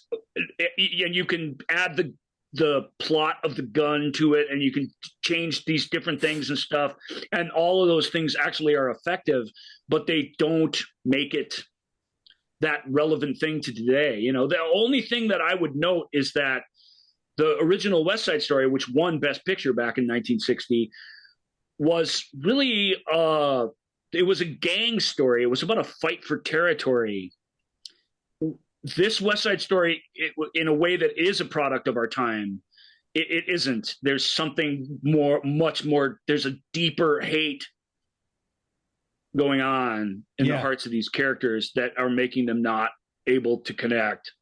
A more irrational one, and in that way, it really is of our time. And it's just, the songs are so good. The woman who plays Maria, it's the best Maria I've ever seen. I've seen this show 24 times. Right. Best Maria I have ever seen, and that I will ever see. She is so good because she's those two things, right? She's never, you never lose sight of that innocent kid. There's no movie star glamour about her at all, and yet she can sing the thing and feel the stuff with such richness. That's a part. It's a part that's not the flashy part in the show, and we take it for granted. So when you see somebody you've never seen do anything before, just sit there and just give it to you on a silver platter. I mean, it's like Joel said. All you can do is be grateful for it that you got it. Yeah. Rachel Ziegler, is wonderful as Maria. And one of the big changes that this production does is changes the role of Doc, who the store owner. That worked for me. I love that. To Doc's wife Valentina, and making that character not white but Puerto Rican, who was married to Doc who was a white guy. So, or I don't know if he's an Irish guy or whatever he was, but a Caucasian, to bring that love story sort of full circle and to tie it back to the 60s. Again, it's Tony Kushner and Spielberg we're talking about. It's genius. It's still just a throwback piece that I just don't think it can escape the shackles of that completely and truly soar the way I want it to, because it's so good in every other way. I think that's absolutely fair. Yeah, it's so good in every other way. I really, really did like it. I hope my criticism was tempered and still shows my enthusiasm for that. Yeah. It was a blast. Okay, next up is our final film, which is the winner of the Academy Award, pardon me, for Best Picture is Coda. Child of Deaf Adults is what Coda stands for. Ruby is the only hearing person in her deaf family. When the family's fishing business is threatened, Ruby finds herself torn between pursuing her passion at Berklee College of Music and her fear of abandoning her parents.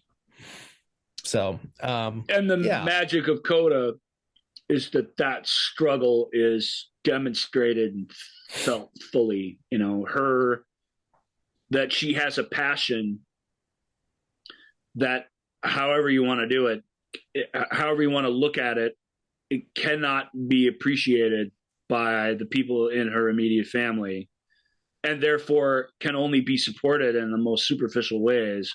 And the fact that because the world we live in, even today, the film demonstrates how her presence to not interpret for her family in the real world the real damage that it can cause them, even though they're not criminals. It's not like anything like that.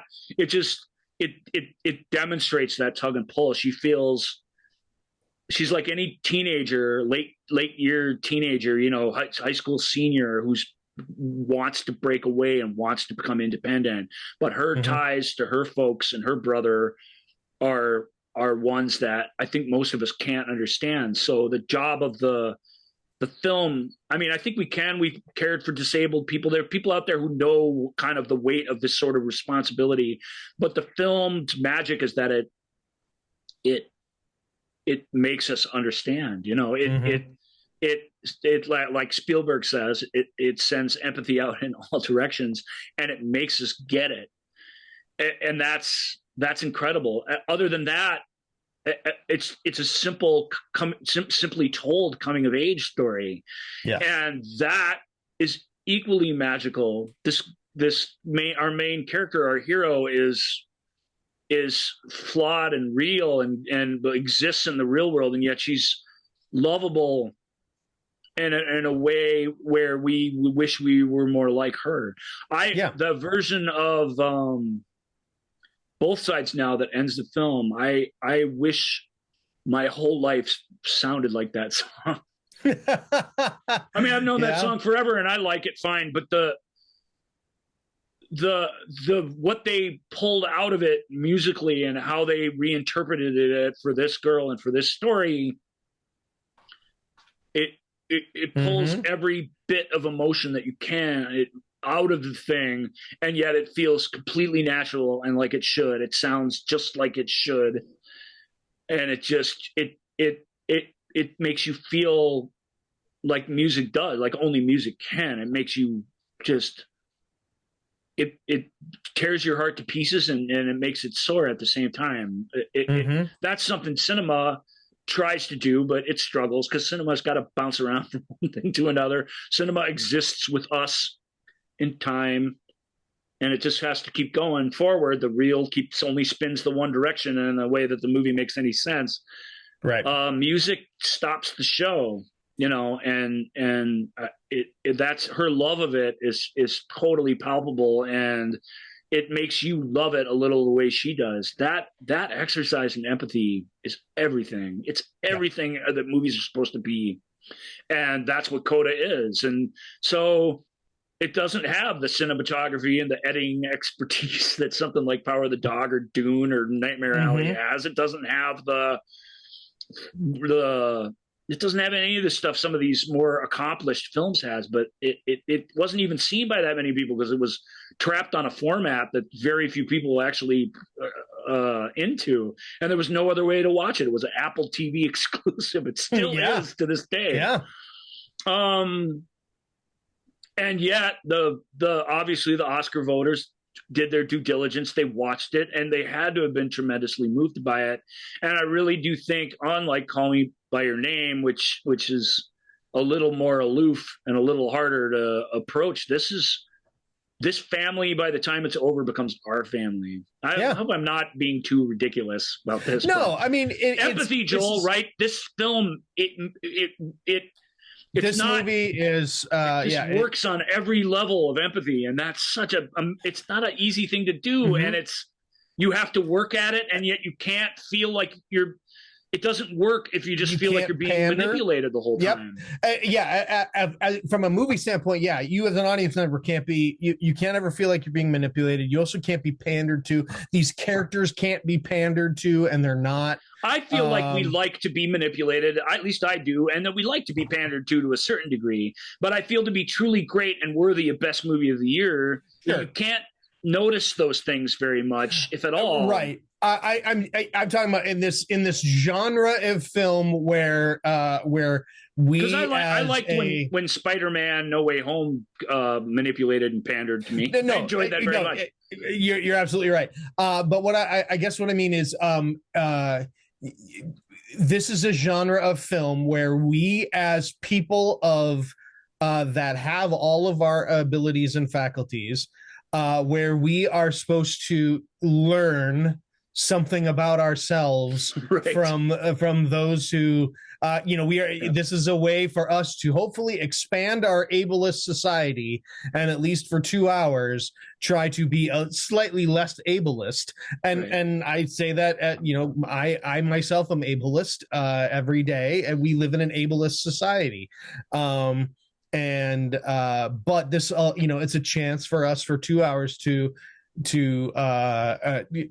hopefully, like we say every damn week on this show, it is a chance for empathy, it is a chance to learn, it is a chance for us to have imagine our experiences becoming greater, having more breadth, and hopefully helping us maybe just slightly become a slightly better person towards our fellow humans. And that the other thing I'll say about it's more of a technical thing, with that trap of our way into this world is through a person with the same abilities as us, is a common criticism. But I've always said, for the rest of us, that person's not a bad portal with which to enter these sorts of worlds, whether it's Matthew Broderick and Glory or whoever it's been. There have been hundreds of them throughout the ages where we're looking for the person like us that will take us on this journey. And that's a safe way for us, at least a safe starting position for us to start out with. Those stories have their value. This one does that brilliantly. And that's amazing too. What's the line from Defending Your Life that his father says, and lecture time, everybody gather around and join the lecture. Yep. That's what these movies can feel like. And this just absolutely never, not for a second ever, feels like that. It just doesn't. Yeah. This, I always go into movies like this very, very hesitant. I'm very sensitive about inspiration porn, as I call it. Right. And this movie does manipulate a bit, and it's hard. There's some aspects of it that I'm just like, and I get it, but for the most part, this movie, I think it does successfully tell a wonderful story about this family's experience, and this community's experience. And they're all so real, all four of them. Best actor at the Oscar winner or best supporting actor was, what's his name? Troy Kutzer. Yeah, and obviously Marlee Matlin, we all know, is brilliant as the mom. Again, there's another trap, which is to make the disabled character saintly in some way. Marlee plays the infuriating mom character like to a T, and yet you still get her relationship with her family, and how real it is. Yeah, the whole Tinder is something we can do as a family. And the sister brother relationship that exists in the thing. It just all of them. Where the film I think falls down a little bit. She gets a boyfriend that she's interested in. I don't think that stuff's bad, but it is more conventional. And I think her I'm going to trick you into being a better person mentor character gets a little old at times. Correct. But still, all that aside, it made me feel more and made me care more about the world around me and the people in it than any other film on this list. And so that's magic. Yeah. Bottom line, I as we said before, I do think that the Academy probably got it right. Probably got it right. Yep. Of these films. All right, folks.